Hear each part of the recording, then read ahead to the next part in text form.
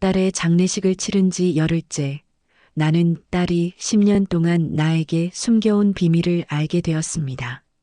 그날도 아침부터 비가 내렸습니다. 3월의 차가운 빗소리가 창문을 두드릴 때마다 가슴 한쪽이 무너지는 것 같았습니다. 지은이를 떠나보낸 지 꼭 열흘째 되는 날이었습니다. 남편은 회사에 복귀했고 조문객들도 모두 돌아갔습니다.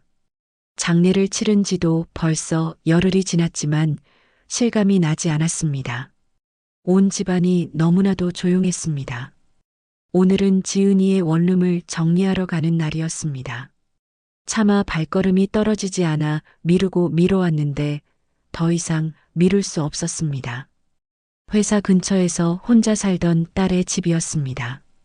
주말이면 가끔 집에 왔지만 평소엔 딸만의 공간이었습니다. 이제 그곳을 정리해야 한다는 게 믿기지 않았습니다. 저는 지은이 원룸 문 앞에 한참을 서 있었습니다. 문고리를 잡았다 놓기를 반복했습니다. 들어가야 한다는 걸 알면서도 차마 발이 떨어지지 않았습니다. 마침내 문을 열었을 때 지은이의 향기가 훅 밀려왔습니다. 제스민 향이었습니다. 지은이가 그렇게 좋아하던 향기였습니다. 책상 위에는 컵받침, 화장대 위에는 작은 메모지들, 옷장문에는 포스트잇이 붙어 있었습니다. 모든 게 그대로였습니다. 딸이 잠깐 외출한 것 같았습니다. 하지만 지은이는 돌아오지 않습니다. 28이라는 나이에 너무 갑작스럽게 세상을 떠났습니다. 횡단보도를 건너다가 신호를 무시한 화물차에 치여서요. 병원에서 연락이 왔을 때 제 다리가 풀려버렸습니다. 응급실에서 마지막 숨을 거두는 지은이의 얼굴은 너무나 평온했습니다. 지은아, 엄마야. 정신 차려. 제발 눈 좀 떠봐. 아무리 불러도 대답이 없었습니다. 따뜻하던 손이 점점 차가워져 갔습니다. 의사는 말했습니다. 현장에서 이미 의식을 잃었고 병원에 도착했을 때는 소생 가능성이 거의 없었다고요. 저는 지은이를 정리하기 시작했습니다. 아니, 정리라기보다는 딸의 흔적을 하나하나 확인하는 작업이었습니다. 옷장을 열고 서랍을 열고 책장을 보았습니다. 지은이가 읽던 책들, 쓰던 물건들을 만지작거리며 눈물을 흘렸습니다. 침대 위에 앉아 지은이가 좋아하던 인형을 꺼안았습니다. 중학교 때 제가 생일 선물로 사준 토끼 인형이었습니다. 10년도 더 됐는데 아직도 소중히 간직하고 있었던 겁니다. 그때였습니다. 침대 밑에서 뭔가 눈에 띄었습니다. 침대 프레임과 벽 사이 좁은 틈에 무언가 있었습니다. 손을 뻗어 꺼내보니 낡은 가죽 상자였습니다. 먼지가 소복이 쌓여 있는 걸 보니 꽤 오래전에 넣어둔 것 같았습니다. 상자를 열자 일기장이 가지런히 쌓여 있었습니다. 10권이었습니다. 가장 오래된 것은 표지가 발해 있었고 가장 최근 것은 아직 잉크 냄새가 남아있는 것 같았습니다. 저는 가장 오래된 일기장을 집어들었습니다. 첫 장을 펼쳤습니다. 귀여운 글씨체가 눈에 들어왔습니다. 2015년 3월 2일. 고3이 됐다. 대학 입시를 앞두고 엄마랑 또 싸웠다. 18살 지은이의 목소리였습니다. 그때 그 아이가 쓴 글이었습니다. 엄마는 내가 경영학이나 경제학 같은 안정적인 전공을 선택하길 바라신다. 하지만 나는 그림을 그리고 싶다. 미대에 가서 내가 좋아하는 그림을 실컷 그리고 싶다. 그런데 엄마한테 말할 수가 없다. 엄마가 실망하실 게 뻔하니까. 저는 손이 떨렸습니다. 그날을 기억했습니다. 지은이가 진로 상담 후 미대를 가고 싶다고 조심스럽게 말했을 때 저는 단호하게 말했었습니다. 지은아, 그림은 취미로 그려. 안정적인 직업을 가져야지. 미대를 나와서 뭐 하려고? 지은이는 고개를 숙인 채 네, 알았어라고만 대답했습니다. 그리고 다시는 미대 이야기를 꺼내지 않았습니다. 저는 딸이 포기한 줄 알았습니다. 제 말을 이해하고 현실적인 선택을 한 거라고 생각했습니다. 하지만 일기는 계속 이어졌습니다. 오늘 미술 선생님이 내 그림을 보고 재능이 있다고 하셨다. 정말 기뻤다. 하지만 엄마한테는 말 못하겠다. 엄마는 내가 공부하기를 바라시니까. 엄마가 교사로 얼마나 힘들게 일하시는지 나는 안다. 나 하나 잘 키우려고 얼마나 애쓰시는지도 안다. 그런 엄마를 실망시킬 순 없다. 가슴이 먹먹해졌습니다. 18살 아이가 이런 생각을 하고 있었다니요. 저는 전혀 몰랐습니다. 다음 장을 넘겼습니다. 결국 엄마 말씀대로 경영학과에 지원하기로 했다. 엄마가 기뻐하셔서 나도 괜찮았다. 엄마 얼굴에 미소가 도는 걸 보니까 내 선택이 맞는 것 같기도 하고, 그림은 나중에 여유 생기면 취미로 그리면 되겠지. 저는 그날을 똑똑히 기억했습니다. 지은이가 경영학과 원서를 쓴다고 했을 때 저는 정말 기뻤습니다. 딸이 드디어 철이 들었다고 생각했습니다. 안정적인 미래를 선택한 딸이 대견했습니다. 그런데 지은이는 그날 일기에 이렇게 적었습니다. 엄마는 행복해 보이는데 나는 왜 자꾸 눈물이 나는 걸까?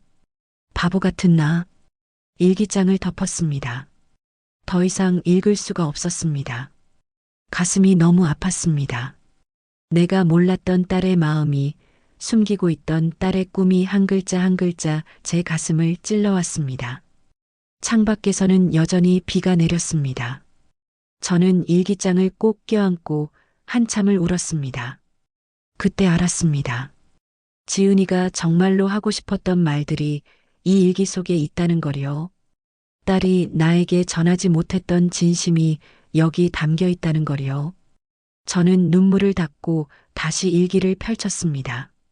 딸의 목소리를 끝까지 듣고 싶었습니다. 비록 늦었지만 이제라도 지은이의 마음을 알고 싶었습니다. 10권의 일기장을 모두 가방에 담았습니다.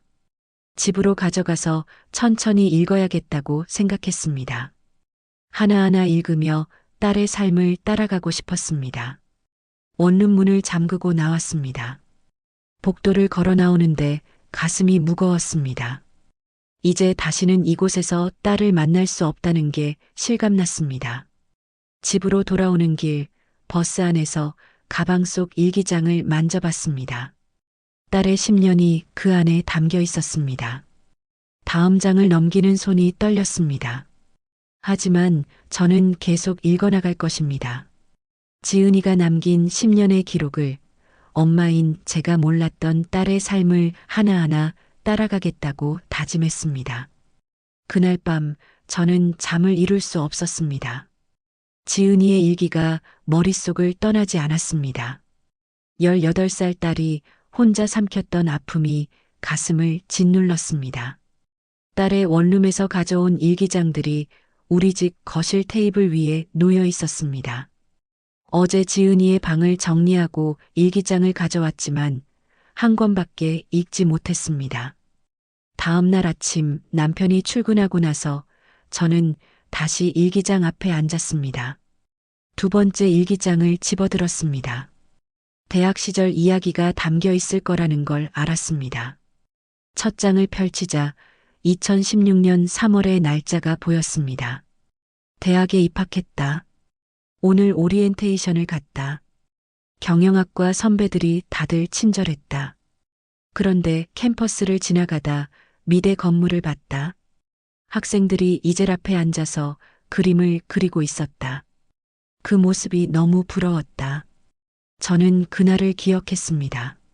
지은이가 입학식을 마치고 집에 왔을 때 밝게 웃으며 말했습니다. 엄마, 학교 정말 좋아. 전공 공부 열심히 할게. 저는 딸이 행복해 보여서 안심했습니다. 하지만 일기 속 지은이는 달랐습니다. 친구 수진이를 만났다. 수진이는 미대에 들어갔다. 자기가 좋아하는 걸 할 수 있어서 정말 행복하다고 했다. 나도 기쁜 척했다. 하지만 집에 오는 길에 혼자 울었다. 왜 나는 내가 좋아하는 걸 선택하지 못했을까? 박수진. 지은이가 대학 때 제일 친한 친구였습니다. 장례식 때도 와서 하염없이 울었던 그 친구였습니다. 그때 수진이가 제 손을 잡고 말했습니다. 이모, 지은이가 정말 이모를 사랑했어요. 항상 이모 자랑했어요. 저는 그 말이 위로인 줄만 알았습니다. 하지만 이제는 다르게 들렸습니다. 일기를 계속 읽어나갔습니다. 2016년 5월 20일. 오늘 경영학 수업 중에 졸았다. 교수님 말씀이 하나도 귀에 들어오지 않는다. 관심이 없어서 그런가 보다. 점심시간에 수진이를 만났다. 수진이는 전공 수업이 너무 재미있다고 했다. 나는 아무 말도 못했다. 2016년 6월 15일. 엄마가 전화하셨다. 지은아, 학점 관리 잘하고 있지? 나중에 좋은 회사 들어가려면 학점이 중요해. 네, 열심히 하고 있어. 라고 대답했다. 거짓말이었다. 학점은 그냥 평범하다. 열심히 할 의욕이 안 난다. 2016년 9월 3일. 2학기가 시작됐다. 오늘 수진이 작업실에 놀러 갔다. 수진이가 그린 그림들이 벽에 가득했다. 정말 부러웠다. 나도 그림을 그리고 싶었다. 수진이가 물었다. 너도 그려볼래? 하지만 나는 고개를 저었다. 이제는 그럴 자격도 없는 것 같아서 저는 일기장을 덮고 한숨을 쉬었습니다. 딸이 대학 시절 내내 이렇게 힘들어했다는 걸 전혀 몰랐습니다. 전화할 때마다 딸은 밝게 대답했습니다. 엄마, 나 잘 지내요. 걱정 마세요. 저는 그 말을 믿었습니다. 세 번째 일기장으로 넘어갔습니다. 2018년 지은이가 20대 초반이었을 때의 기록이었습니다. 2018년 2월 10일. 오늘 졸업했다. 4년이 흘렀다. 그동안 나는 뭘 배웠을까? 경영학 지식보다는 내 꿈을 포기하는 법을 배운 것 같다. 엄마가 좋아하시니까 그걸로 됐다고 스스로를 위로한다. 졸업식 날 저와 남편은 함께 갔었습니다. 지은이는 학사모를 쓰고 환하게 웃었습니다. 사진도 많이 찍었습니다. 그 웃음이 진심이 아니었다는 걸 이제야 알았습니다. 2018년 3월 25일. 취업 준비를 시작했다. 엄마는 안정적인 대기업이나 공기업을 추천하신다. 나는 사실 아이들과 관련된 일을 하고 싶다. 미술 치료사 같은 거. 하지만 엄마한테 말할 수 없다. 또 실망하실 게 뻔하니까. 미술 치료사. 지은이가 하고 싶었던 일이었습니다. 저는 처음 들었습니다. 딸이 그런 꿈을 가지고 있었다는 걸요. 2018년 7월 8일. 오늘 엄마랑 통화했다. 엄마가 공무원 시험을 보라고 하셨다. 지은아, 요즘 취업이 어려우니까 공무원이 최고야. 안정적이잖아. 나는 또 네, 생각해 볼게라고 대답했다. 하지만 나는 공무원이 되고 싶지 않다.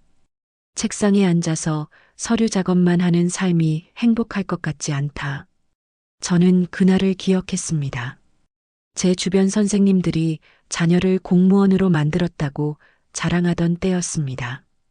저도 딸이 안정적인 직업을 가지길 바랐습니다. 세상이 어렵다고 생각했고 딸만큼은 고생하지 않았으면 했습니다. 2018년 11월 20일. 결국 IT 회사에 취직했다. 대기업은 아니지만 그래도 괜찮은 회사라고 엄마가 좋아하셨다. 나는 솔직히 이 일에 관심이 없다. 하지만 엄마를 위해 참아야지. 엄마가 나 때문에 평생 고생하셨는데 이 정도는 내가 감수해야지.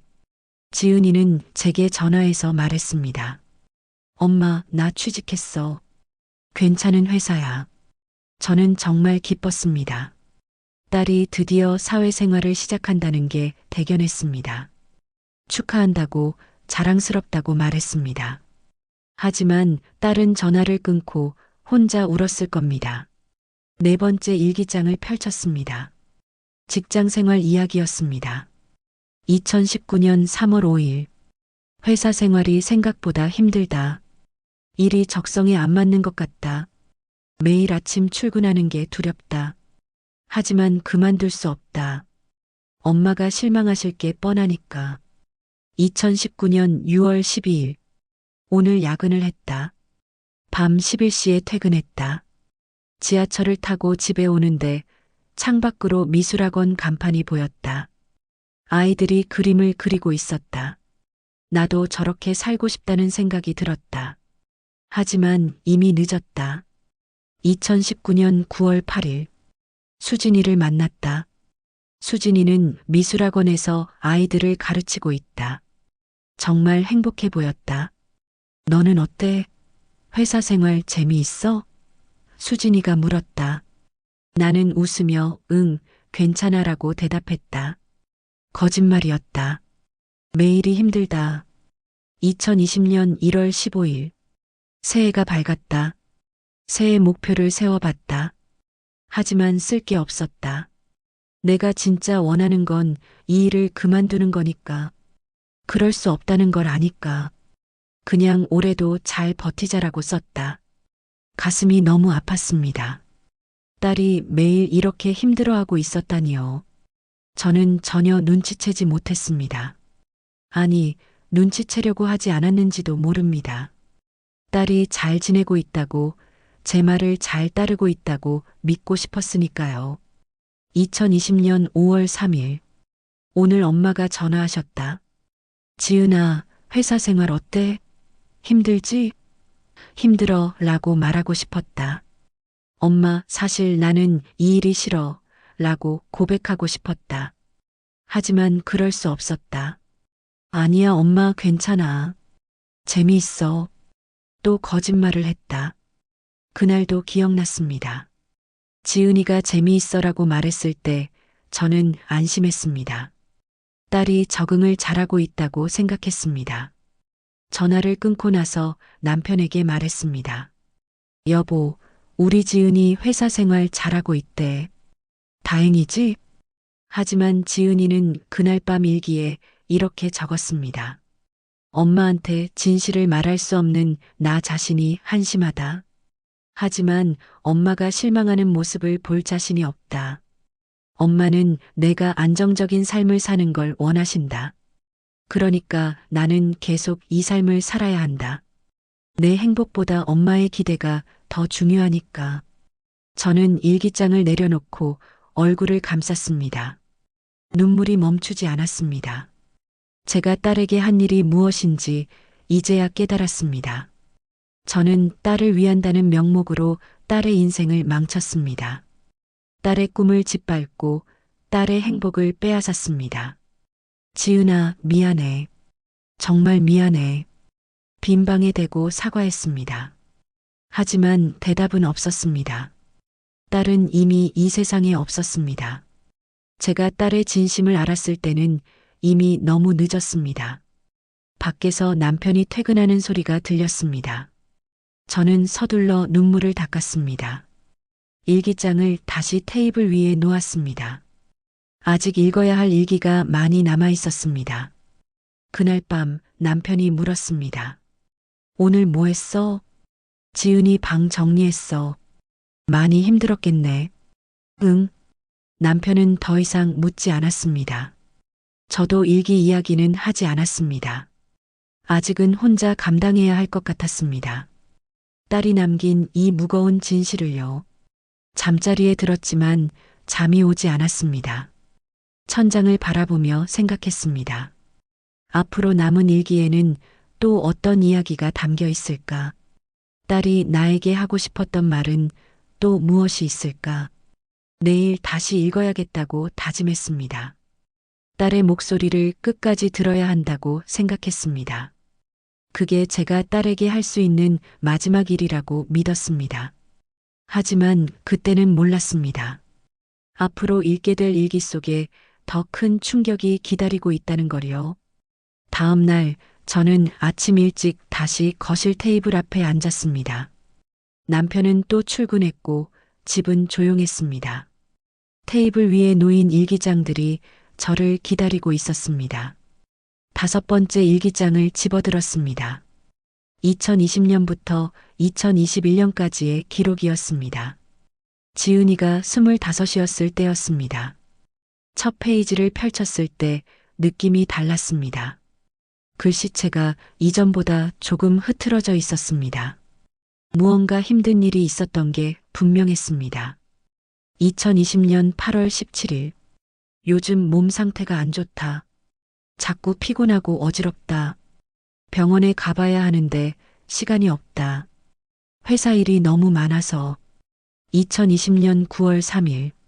오늘 회사에서 쓰러질 뻔했다. 동료가 놀라서 병원에 가보라고 했다. 하지만 괜찮다고 했다. 엄마한테 알리고 싶지 않다. 엄마가 걱정하실까봐. 저는 그때를 떠올렸습니다. 2020년 가을, 저도 몸이 안 좋았던 시기였습니다. 갱년기 증상이 심해져서 우울증 진단을 받았을 때였습니다. 매일 기분이 가라앉았고 아무것도 하기 싫었습니다. 지은이에게 자주 전화해서 하소연했던 기억이 납니다. 지은아, 엄마가 요즘 너무 힘들어. 아무 의욕도 안 나. 엄마, 곧 나아질 거야. 병원에서 처방해 주신 약 먹어. 지은이는 항상 저를 위로해 줬습니다. 다정한 목소리로 제 말을 들어줬습니다. 하지만 그때 딸도 아팠다는 걸 저는 몰랐습니다. 2020년 10월 8일. 결국 병원에 갔다. 검사를 받았다. 의사 선생님이 심각한 표정으로 말씀하셨다. 재검사가 필요하다고. 무서웠다.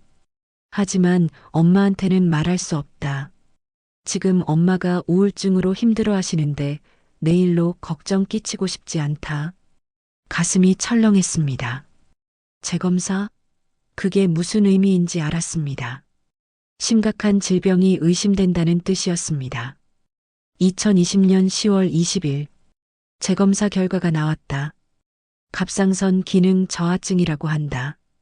그리고 심한 빈혈. 의사 선생님이 당분간 치료를 받아야 한다고 하셨다. 입원이 필요할 수도 있다고. 나는 입원은 안 된다고 했다.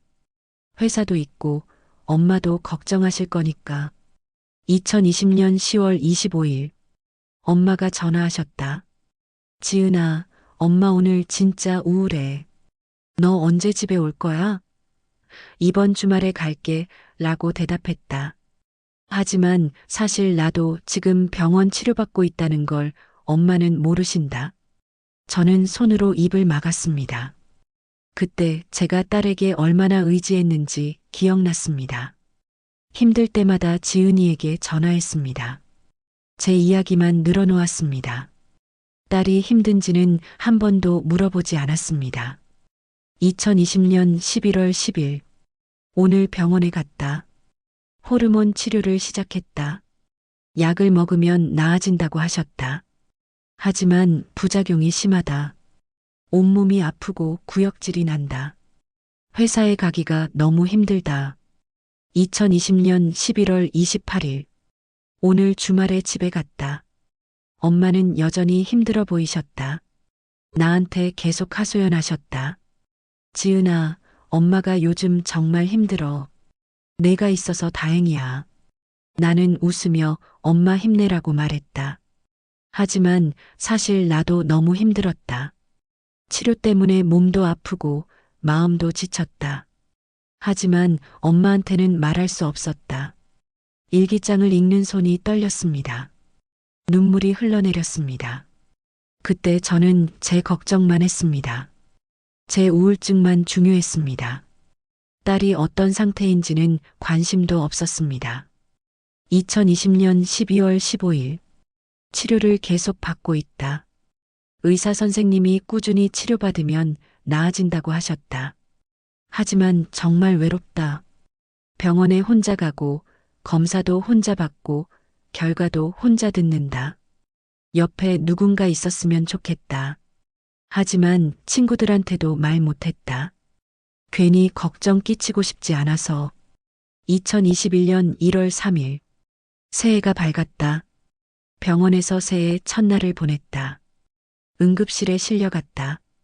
심한 어지럼증 때문에 길에서 쓰러졌다. 의사 선생님이 왜 혼자 병원에 오냐고 물으셨다. 보호자는 없냐고. 나는 괜찮다고 했다. 혼자서도 할 수 있다고 했다. 하지만 정말 무서웠다. 저는 일기장을 덮고 소리내어 울었습니다. 2021년 1월 3일. 그날 저는 남편과 함께 새해 맞이 여행을 갔었습니다. 지은이에게 전화했을 때 딸은 말했습니다. 엄마, 새해 복 많이 받아. 여행 잘 다녀와. 지은아, 넌 뭐해? 나는 집에서 쉬고 있어. 걱정 마. 밝은 목소리였습니다. 저는 딸이 편하게 쉬고 있다고 생각했습니다. 하지만 딸은 그때 응급실에 있었습니다. 혼자서요.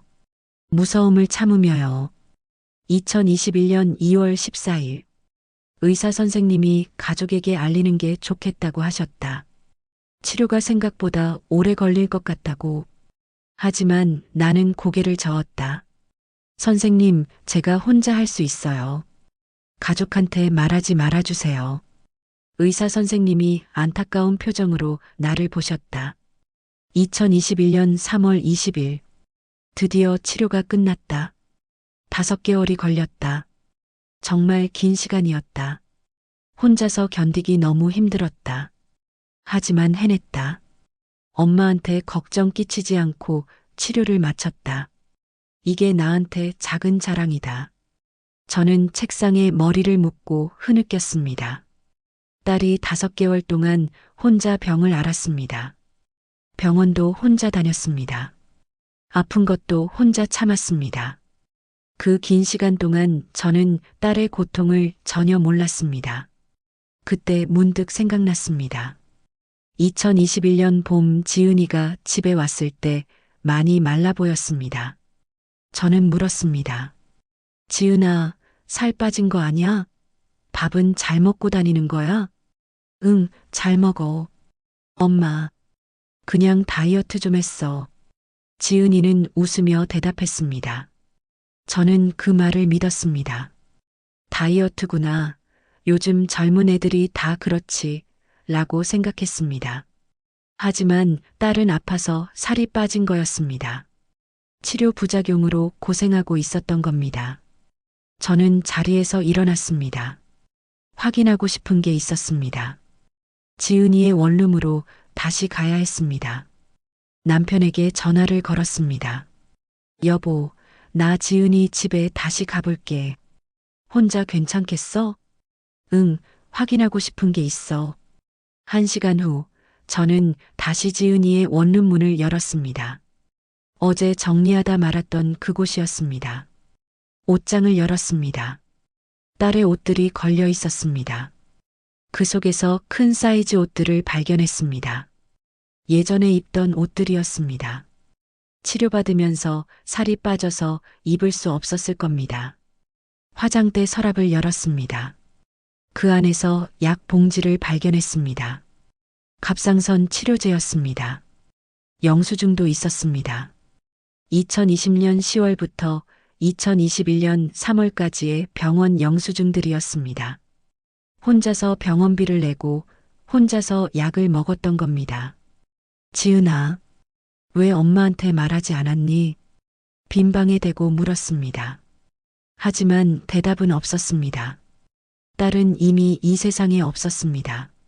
저는 알았습니다. 딸이 말하지 않은 이유를요. 일기에 다 적혀 있었으니까요. 엄마가 우울증으로 힘들어 하시는데 내 걱정까지 끼치고 싶지 않아서 제가 딸에게 짐이 되었던 겁니다. 제가 힘들다고 하소연만 했으니까 딸은 자기 아픔을 숨길 수밖에 없었던 겁니다. 엄마를 배려하느라 혼자서 모든 걸 감당했던 겁니다. 저는 바닥에 주저앉았습니다. 가슴이 찢어지는 것 같았습니다. 내가 제대로 된 엄마였다면 딸이 이렇게 혼자 아프지 않았을 텐데 자책감이 밀려왔습니다. 제가 좀 더 관심을 가졌더라면, 제가 좀 더 딸의 이야기를 들었더라면, 딸은 혼자 고생하지 않았을 겁니다. 제 곁에서 치료받을 수 있었을 겁니다. 밖에서 빗소리가 들렸습니다. 또 비가 내리고 있었습니다. 지은이를 떠나보낸 날도 이렇게 비가 내렸습니다. 저는 다시 일기장을 집어들었습니다. 하지만 더 이상 읽을 수가 없었습니다. 손이 떨려서 글씨가 제대로 보이지 않았습니다. 눈물 때문에 페이지가 흐려졌습니다. 일기장을 가방에 넣고 원룸을 나왔습니다. 집으로 돌아가는 길, 버스 안에서도 눈물이 멈추지 않았습니다. 집에 도착했을 때 남편이 먼저 퇴근해 있었습니다. 2021년 4월 10일, 치료를 끝내고 다시 일상으로 돌아왔다. 회사에도 복귀했다. 아무도 내가 아팠다는 걸 모른다. 그게 다행이다. 엄마도 모르신다. 나는 여전히 엄마한테 괜찮은 딸이다. 괜찮은 딸. 지은이는 제게 언제나 괜찮은 딸이었습니다. 하지만 그게 딸에게는 얼마나 큰 짐이었을까요? 항상 괜찮은 척해야 했던 딸의 마음이 얼마나 힘들었을까요? 저는 일기장을 가슴에 꼭 안았습니다. 딸의 체온이 남아있는 것 같았습니다. 딸의 목소리가 들리는 것 같았습니다. 엄마, 괜찮아요. 저는 괜찮아요. 하지만 딸은 괜찮지 않았습니다. 전혀요. 한참을 그렇게 앉아 있었습니다. 시간이 얼마나 지났는지 몰랐습니다. 해가 지고 방이 어두워졌습니다. 하지만 저는 움직일 수 없었습니다. 집에 도착했을 때 남편이 먼저 퇴근해 있었습니다. 여보, 왜 불도 안 켜고 있어? 남편이 불을 켰습니다. 제 얼굴을 보고 깜짝 놀랐습니다. 왜 그래? 무슨 일 있어? 저는 떨리는 목소리로 말했습니다. 여보, 지은이가 5년 전에 아팠어. 혼자서 병원 다녔어. 우리한테 한 번도 말 안 했어. 남편의 얼굴이 굳었습니다. 뭐라고? 일기에 다 적혀 있어. 지은이가 얼마나 힘들었는지, 우리가 얼마나 몰랐는지. 남편도 바닥에 주저앉았습니다. 둘이서 한참을 아무 말도 하지 못했습니다. 그날 밤 저는 일기를 더 이상 읽을 수 없을 것 같았습니다. 너무 아팠습니다. 딸이 겪었던 고통이, 딸이 참았던 외로움이 제 가슴을 짓눌렀습니다. 하지만 알았습니다. 그래도 읽어야 한다는 걸요. 끝까지 읽어야 한다는 걸요. 딸이 남긴 말을 끝까지 들어야 한다는 걸요. 그게 제가 딸에게 할 수 있는 유일한 일이었으니까요. 아직 5권의 일기가 남아 있었습니다. 그 안에는 또 어떤 이야기가 담겨 있을까요? 딸이 마지막으로 남긴 말은 무엇일까요? 내일 다시 읽겠다고 다짐했습니다. 딸의 목소리를 끝까지 듣겠다고 다짐했습니다. 비록 너무 늦었지만요. 며칠이 지났습니다. 저는 집에서 나머지 일기장들을 천천히 읽어나갔습니다. 2021년부터 2024년까지 지은이의 일상이 담겨 있었습니다. 회사 생활, 친구들과의 만남, 작은 기쁨들과 슬픔들이 적혀 있었습니다. 그리고 조금씩 변화가 보이기 시작했습니다. 2023년 6월 10일, 오늘 수진이와 길게 이야기했다. 수진이가 물었다. 너 언제까지 이렇게 살 거야? 내 꿈은 어떻게 됐어? 나는 대답하지 못했다. 하지만 수진이 말이 계속 머릿속에 맴돈다. 2023년 9월 5일. 회사를 그만두고 싶다. 정말로 하고 싶은 일을 해보고 싶다. 미술치료사. 어릴 적부터 꿈꿔왔던 일. 아직 늦지 않았을까? 2023년 12월 20일. 결심했다. 내년에는 미술치료사 자격증 공부를 시작하겠다. 물론 엄마한테는 아직 말 못하겠지만 일단 준비는 해보려고. 저는 가슴이 두근거렸습니다. 딸이 드디어 자기 꿈을 향해 나아가고 있었던 겁니다. 마지막 일기장을 집어들었습니다. 2025년 사고가 나기 몇 주 전까지의 기록이었습니다. 손이 떨렸습니다. 2025년 2월 8일. 드디어 회사에 사표를 냈다. 상사가 놀라서 물었다. 왜 그만두려고 해? 나는 처음으로 솔직하게 말했다. 제가 정말 하고 싶은 일을 찾았습니다. 떨렸지만 후회는 없다. 2025년 2월 25일. 미술치료사 과정에 등록했다. 수진이가 정말 좋아했다. 지은아, 드디어 내 길을 찾았구나. 나도 기뻤다. 조금 무섭기도 하지만 설렌다. 2025년 3월 5일. 이제 엄마한테 말해야 한다. 회사 그만뒀다는 것도, 내가 하고 싶은 일을 시작한다는 것도, 엄마가 실망하실까봐 무섭다. 하지만 이번에는 용기를 내보려고. 저는 눈물이 났습니다. 딸이 드디어 용기를 내려 했던 겁니다. 엄마에게 진실을 말하려 했던 겁니다. 다음 장을 넘겼습니다. 3월 15일 사고 나기 이틀 전이었습니다. 2025년 3월 15일. 이번 주말에 집에 가기로 했다. 엄마한테 모든 걸 말하려고. 지난 10년 동안 내가 얼마나 힘들었는지는 말하지 않을 거다. 그냥 이제 내가 하고 싶은 일을 찾았다고, 미술 치료사가 되고 싶다고 말할 거다. 엄마가 이해해 주실까? 모르겠다. 하지만 더 이상 숨기고 싶지 않다. 이제는 나를 위해 살고 싶다. 그리고 그 아래 큰 글씨로 적혀 있었습니다. 그리고 엄마에게 고백할 거야. 엄마, 사실 나는. 문장이 거기서 끝나 있었습니다. 그리고 그 옆에 노란 포스트잇이 붙어 있었습니다. 다른 페이지들에도 가끔 포스트잇이 붙어 있었지만 이건 유독 눈에 띄었습니다. 저는 조심스럽게 포스트잇을 떼어냈습니다. 그 아래 숨겨져 있던 글이 나타났습니다. 엄마가 내 인생 최고의 스승이었어. 엄마의 걱정도 간섭도 전부 사랑이었다는 걸 이제 알겠어. 엄마는 항상 내가 힘든 길을 가지 않기를 바라셨던 거지. 나를 아끼는 마음에서 안정적인 길을 추천하셨던 거야. 그걸 이제야 깨달았어. 28년 동안 나를 지켜줘서 고마워, 엄마. 비록 내가 엄마 뜻대로 살지는 못했지만 엄마의 사랑 덕분에 여기까지 왔어. 이제 내가 엄마 곁을 지킬게. 엄마가 행복하게 사실 수 있도록 내가 도와드릴게. 사랑해, 엄마. 저는 일기장을 떨어뜨렸습니다. 눈물이 쏟아졌습니다. 딸은 저를 원망하지 않았습니다. 오히려 사랑하고 있었습니다. 고마워하고 있었습니다. 제가 한 모든 일들을, 심지어 간섭까지도 사랑으로 받아들이고 있었습니다.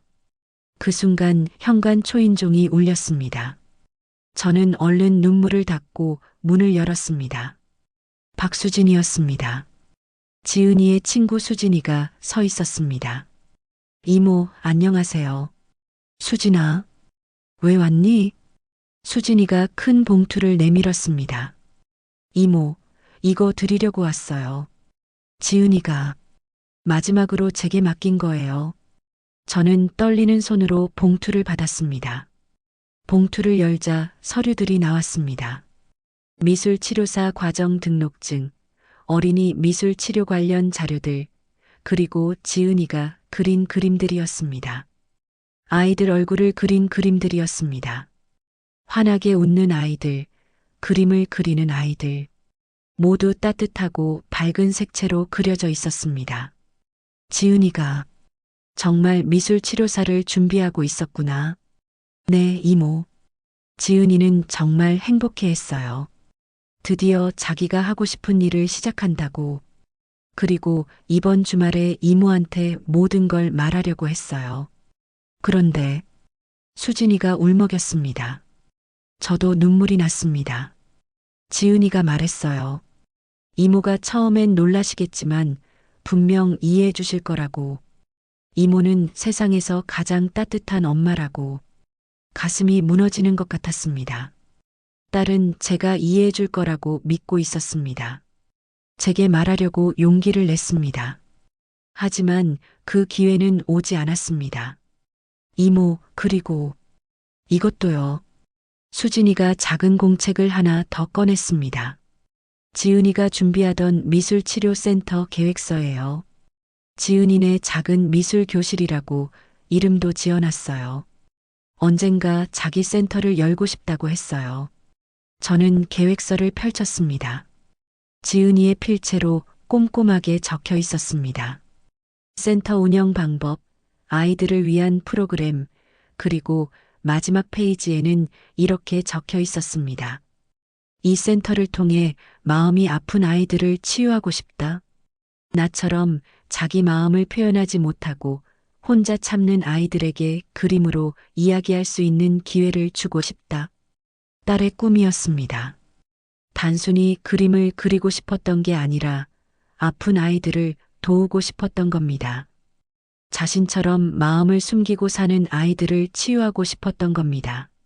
저는 지은이의 그림들을 하나하나 들여다봤습니다.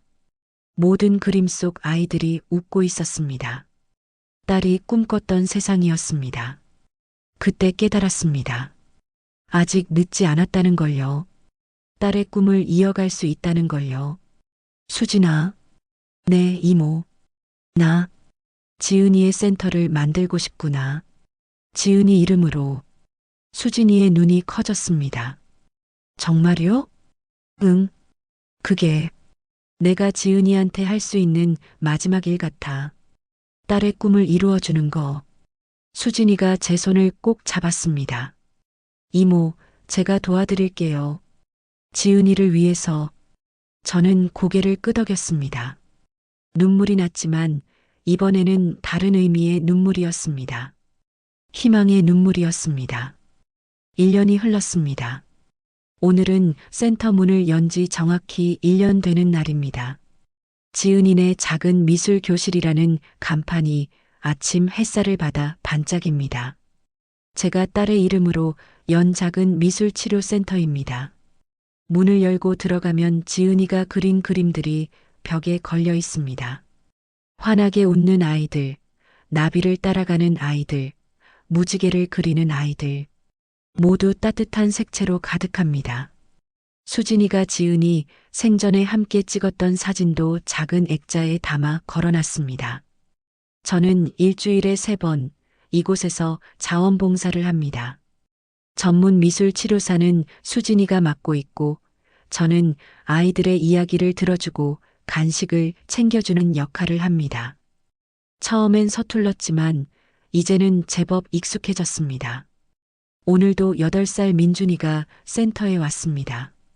부모님이 이혼하는 과정에서 마음에 큰 상처를 받은 아이입니다. 처음 왔을 때는 말도 거의 하지 않고 그림도 그리려 하지 않았습니다. 민준아, 오늘은 뭐 그리고 싶어?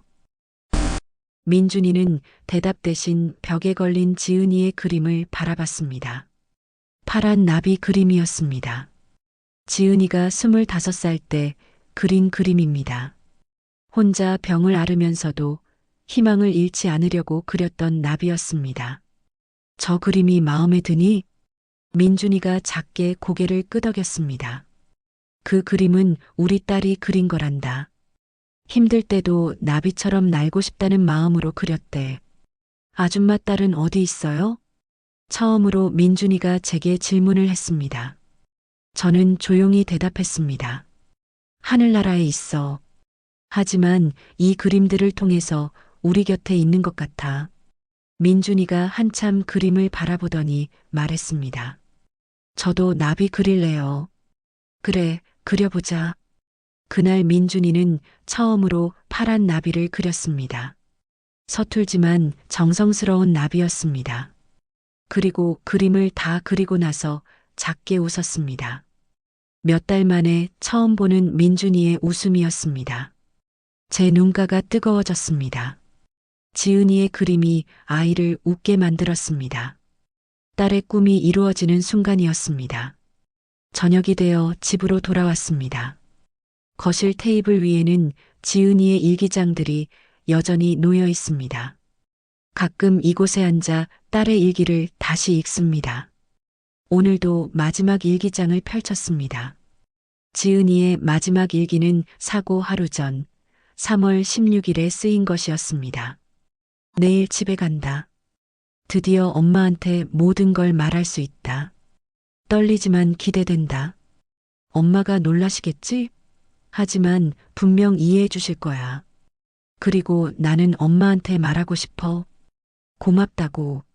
사랑한다고. 엄마 덕분에 여기까지 왔다고. 이제부터는 엄마를 위해 살고 싶다고. 엄마, 내일 봐. 사랑해. 저는 일기를 덮고 조용히 미소 지었습니다. 슬프지만 따뜻한 미소였습니다. 지은이는 결국 저에게 말하지 못했습니다. 하지만 일기를 통해 모든 걸 전해줬습니다. 딸의 꿈도 고통도 사랑도 모두 알게 됐습니다. 그리고 깨달았습니다. 제가 완벽한 엄마는 아니었다는 걸요. 딸에게 상처도 주었고 꿈을 포기하게 만들기도 했습니다. 하지만 그 모든 것이 사랑에서 비롯된 것이었다는 걸 딸은 알고 있었습니다. 창밖으로 봄비가 내립니다. 지은이를 보낸 날에도 이렇게 비가 내렸습니다. 하지만 이제는 그 비가 슬프지만은 않습니다. 새로운 시작을 알리는 비처럼 느껴집니다. 책상 위에 놓인 액자를 봅니다. 지은이가 20살 때 찍은 사진입니다. 환하게 웃고 있는 딸의 얼굴이 보입니다. 이 액자는 지은이의 원룸에서 가져온 것입니다. 저는 액자에 대고 조용히 말합니다. 지은아, 엄마가 내 꿈 이루고 있어. 오늘 민준이가 처음으로 웃었단다. 내 그림을 보고서 너도 기쁘지? 대답은 없지만 딸이 웃고 있는 것 같습니다. 엄마는 이제야 알았어. 내가 진짜 원했던 게 뭔지. 그리고 엄마를 얼마나 사랑했는지. 미안해. 그리고 고마워. 엄마도 너를 정말 사랑해. 남편이 거실 문을 살짝 열고 들여다봅니다. 괜찮아? 응, 괜찮아. 그리고 정말로 괜찮았습니다. 여전히 딸이 그립지만 이제는 딸의 사랑을 느끼며 살아갈 수 있습니다. 센터에 오는 아이들을 돌보며 딸을 기억할 수 있습니다. 완벽한 엄마는 없습니다. 완벽한 딸도 없습니다. 하지만 서로를 향한 진심 어린 사랑은 언젠가 전해집니다. 때로는 늦게 전해지더라도 반드시 전해집니다. 지은이가 남긴 일기는 저에게 마지막 선물이었습니다. 딸이 살아온 시간을, 딸의 진심을, 그리고 딸의 사랑을 알게 해준 소중한 선물이었습니다. 내일도 저는 센터에 갑니다. 아이들의 이야기를 듣고 간식을 챙겨주고 지은이의 그림을 함께 보며 이야기할 겁니다. 그렇게 딸의 꿈을 계속 이어갈 겁니다.